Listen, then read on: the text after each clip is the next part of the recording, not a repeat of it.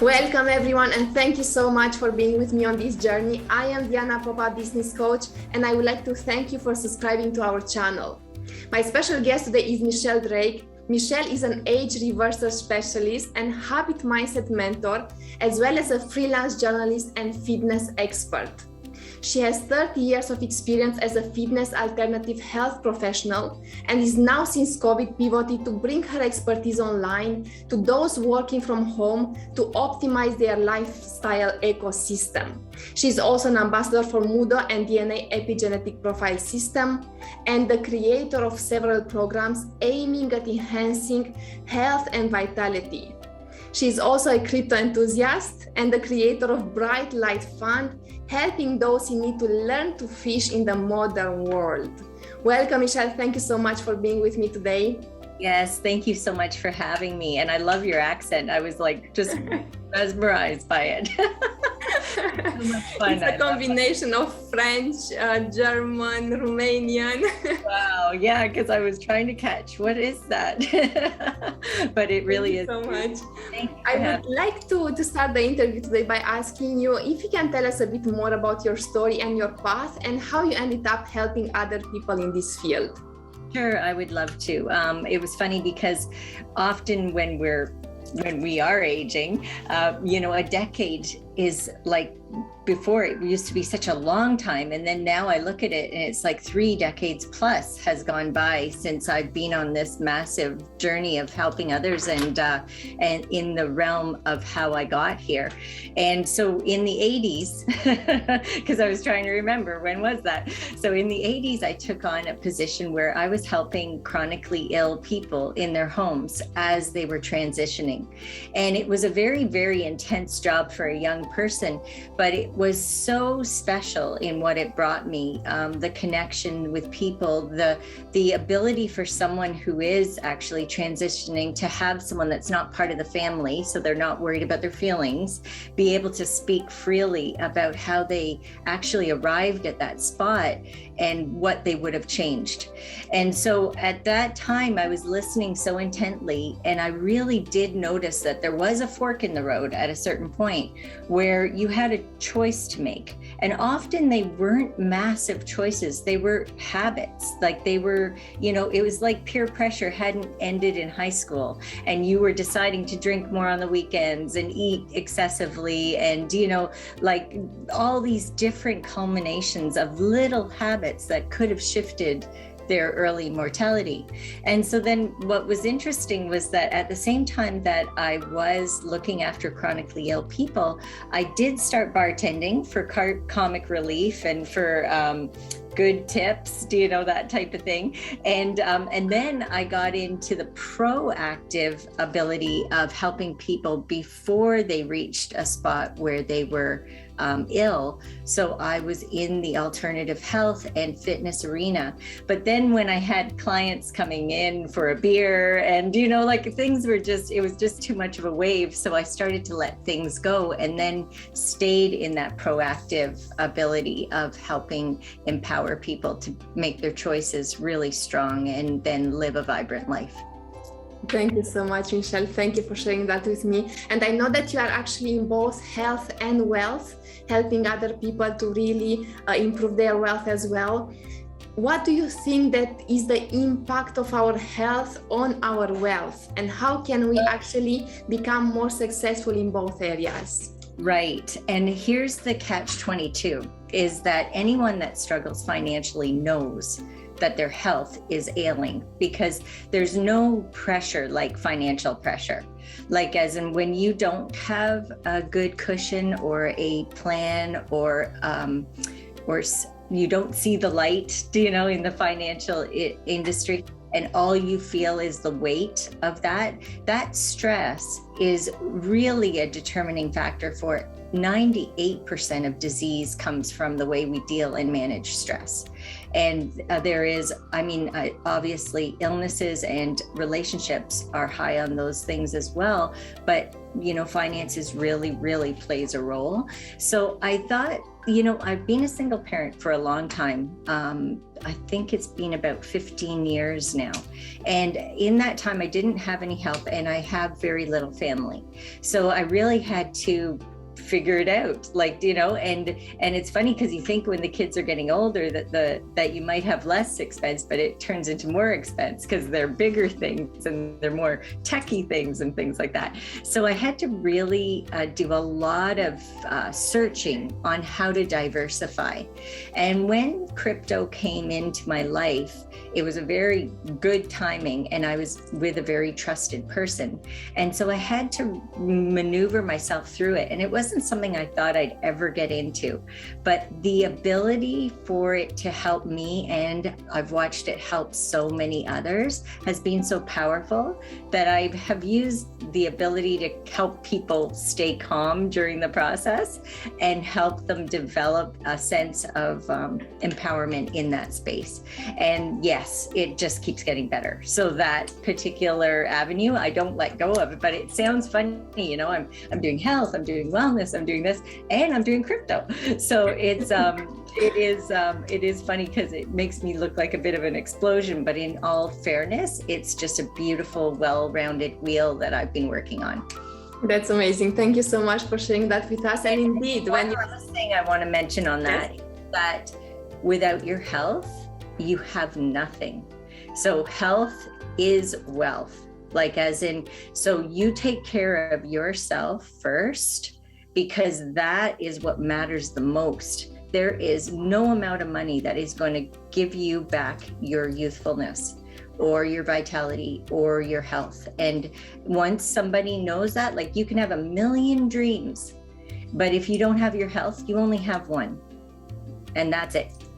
This is such a good advice, absolutely, and I fully agree with you. And this is something that I know that I also need to pay close attention to it, because I always used to go full force into something, and then I realize that I am getting tired, and then I stop again. And this also makes me think about, is there a way to actually maintain our health through our business journey? Because I know that many business owners get overwhelmed and get stressed, exactly what you mentioned. And if there are any habits that we could actually implement in order to have a healthy lifestyle. Absolutely. So, I mean, when I was in the field pre-pandemic, I was always in movement. So my days were constant movement. Then the pandemic hit, the lockdowns were on, and everything that I did was shut down because there was no contact with people. So all of a sudden I was at a desk for like 16-hour days, and I'd never been at a desk before. It took me about a month of being at that desk. I was limping. I had gained easily 10 pounds. I was choosing poor foods. I wasn't staying hydrated. I was, thinking that, if I kicked myself into high gear for like one workout, it would negate all of this other stuff. There were so many ill effects that I saw happen within 1 month. And so right away, I was like, what are you doing? You have all of the tools, and some, to prevent this. So let's put together a really brilliant system. And that's why I call it the ecosystem, because when people are now working from home and they're, let's say their kids are not going to school, things like that, they have no boundaries, and they haven't got any of the routines that they're used to. So what people need to do is recognize how important movement is, how dangerous sitting is. So right now you can't tell, but I'm standing. I have a standing workstation, and I actually have a walking treadmill under my desk. And it is very doable. It's not doable on a Zoom because people are like, oh my God, her head's bouncing up and down, right? But it is doable for your work. As in, I can walk up to, I think it's 3.7 and still work just fine on the keyboards and stuff, and be able to visually read things fine. So that in itself was a huge decision for me. I needed to make sure that I had this type of workstation. People think that they can sit at a desk, then go and work out for an hour and negate the entire day. Not at all. So I also put together something called the 5-minute miracles, which are desk transformations. And so that people are blocking it in at least 4 times a day, where they're doing 5 minutes of activity, movement, exercise, stretch, meditation, whatever it might be that they choose to combine in there.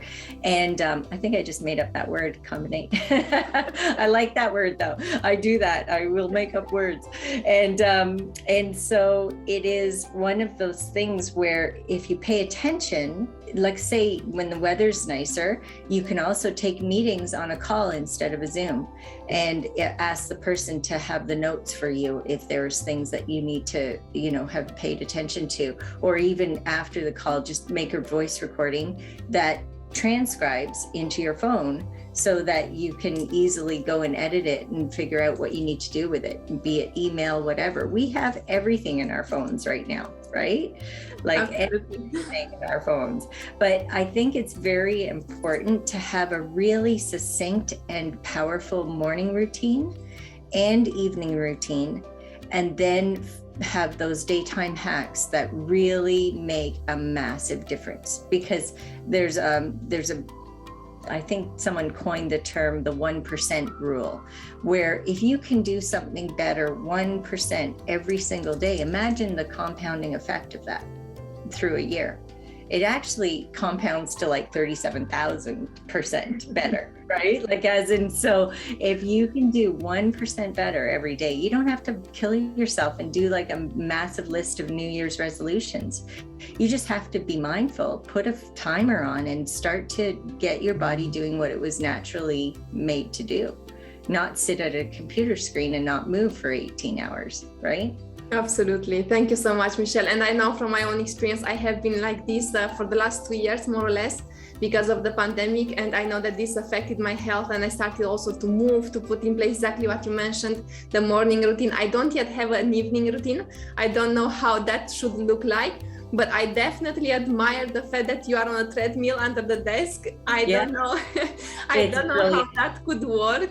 It's brilliant. It's brilliant. It really is. And I do have like a little, laptop station over to the side with a little chair and like where I would put my laptop. But for the most part, if I can, I'll walk. That's inspiring and admirable that you are actually doing it. And I would like to ask you, how does this impact your empowerment and your ability to actually build something which is going to be successful, whether it's your business, whether it's the relationships, whatever that is? How do you think this impacts actually all the other areas of our life?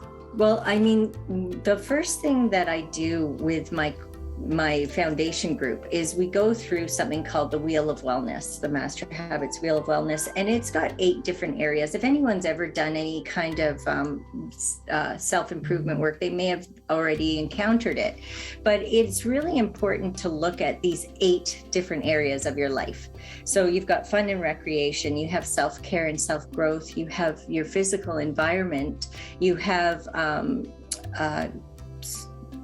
sorry, I was thinking of a few other things. So you have nutrition, you have fitness, you have finances, you have your job and career, and I'm missing one.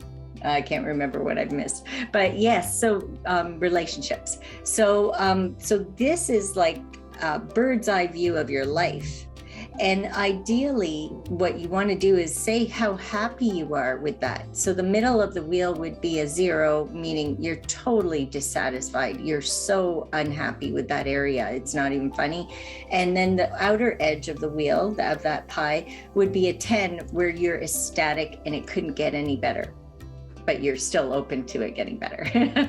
And when you do this, you really very quickly notice how unbalanced you are. And that's not a bad thing. I don't want people to get hung up on that word balance, because no one's going to really find balance. Like, no Olympic athlete has ever found balance. No, like if you have big goals, then you're never going to find balance. No parent of twins found balance. Do you know, like, as in there's really, really a fine line there, and people always get hung up on finding balance. What you're trying to do is create where there might be a massive gap in that wheel. You're trying to help really enhance that area. And when you focus on something, it expands and it flourishes. And whenever we get into a flow or a state that is appealing to us, everything flourishes. So you're happier in your relationships. You're not short with people. You're cooking beautiful, vital meals because you can feel how good the energy feels going into your body. It's such an intimate relationship, right? You're breaking down a food and it's rebuilding your matrix. Like, that's the most intimate relationship you'll ever have. And then all kinds of things just start to happen and flourish. That's all about frequency, energy, and the law of attraction. Because when you are, some people say it, but they don't feel it. The emotion isn't there. And if you think of emotion, it's energy in motion. So you have to be in motion. We're human beings. We're human, we're not just human doings, right? So it is important for us to really, really pay attention when our wheel is totally off balance. Absolutely, I fully agree with you. And I know that I have been through this journey so many times, exactly what you mentioned, trying to find the balance, and I don't know exactly what it means. And I went to do this work on myself and really identify it. Do you think there is a way to delay aging? I know that many people are trying to do this, like we don't want to reach that point where we are not dynamic anymore. The thing is I'm 53, I'll be 54 this year. I feel like I'm in my 20s, like I really do. And when I was in my 20s, I was very abusive to my body. I wouldn't sleep for many nights, like having fun with friends, and I thought it was a waste of time, to sleep. Now I love my sleep, like love my sleep. But there are so many factors attributed to how we age, but we do not have to age the way the population looks like they age. And it's true, like, as in, if you look at the people that have paid attention and that have, now we have knowledge, like with my MUHDO, DNA, epigenetic, and profiling, they can actually outline, based on your DNA, the lifestyle shifts that you can make in order to then decrease your biological age by 10 years within a year if you're truly sticking to it. That's huge. Absolutely. That is huge. And I want people to also really be aware that muscle is the organ of longevity. And a lot of people ignore muscle until it's too late. And when we are in menopause or perimenopause for women and andropause for men, that we lose the ability to gain muscle by 50%. So you really should be doing the work before you reach there, because then it's a ton harder. And then the other thing that I want to mention for my niche market, which are women of my age and space, like menopause is where I am. And is that workouts that are like overtaxing your system do the exact opposite of what you want them to do. So you kill yourself in the gym for an hour or two, and you actually are going to gain fat, like hold on to fat, and you're going to break down muscle, and you're going to stress out your system and start to gain weight along your midriff, because your adrenals don't want to do things that are intense for longer than 12 minutes. 12 minutes is kind of the key thing. That's why I came up with the 5-minute miracles, because it's important to do little spurts of things rather than one long, intense, drain your adrenal workout. Right? Thank you so much, Michelle. This is extremely valuable. And I know that everyone who is listening to us just wants to get rid of everything and just start exercising. This is what I'm feeling right now. Like, as soon as we finish our interview, I'm going to go start exercising. Okay, good. I also have, I do regular 7-day challenges for helping people with routines. And I also do 7-day ones to help you just kickstart. And then I have a 30-day one that really helps master your habits. So those are, they are on a regular basis. People can always reach out to me and if they're interested in joining in. And I do a lot of free master classes as well. Thank you so much, Michelle. This would be my last question for today for our interview. Who are you serving and how can people contact you if they want to work with you? Sure. Well, it's a little bit broad only because of the crypto. Because crypto, I will serve and help anyone that wants to investigate it and do their due diligence so that I can help navigate them and keep them calm, help them set up their wallets and everything else. And then they can decide what platforms or what things they want to get involved in. But I have a very good extensive list of ones that I've vetted that I'm very happy with.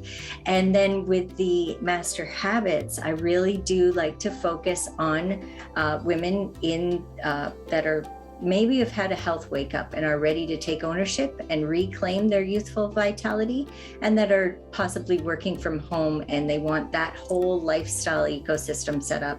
I help with organization, with reducing overwhelm, with really bringing back that blissful state that we should be living in. Thank you so much, Michelle. Thank you for being with me today. I am honored to have you here in this show, and I'm sure that everyone is learning from you. Thank you so much. You. And just so you know, that the email they could reach me is info@masterhabits.com. Thank you so much. I am sure that everyone who needs you is going to contact you. Thank you once again. Thanks so much for having me. I appreciate it. I loved the energy. And for those of you listening to us, stay connected because there is so much more to come.